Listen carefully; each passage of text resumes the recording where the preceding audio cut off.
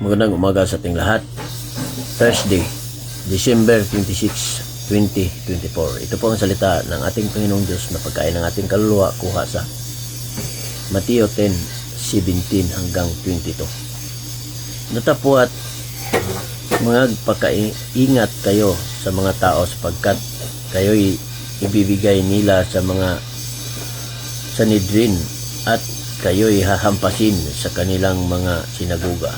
Oo, at kayo'y dadalhin sa harap ng mga gobernador at mga hari dahil sa akin, sa pagpapatutuo sa kanila at sa mga hintil.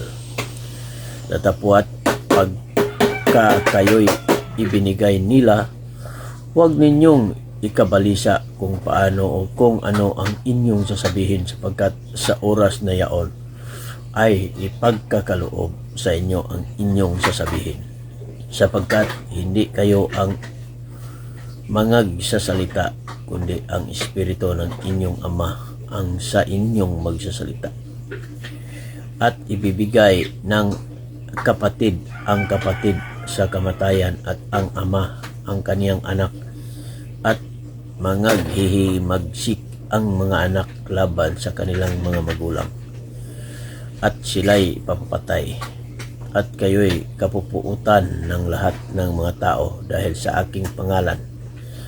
Datapwat ang magtitiis hanggang sa wakas ay siyang maliligtas. Ito po salita ng ating Panginoong Diyos. Don't forget to like, share my post. Thank you. God bless us all.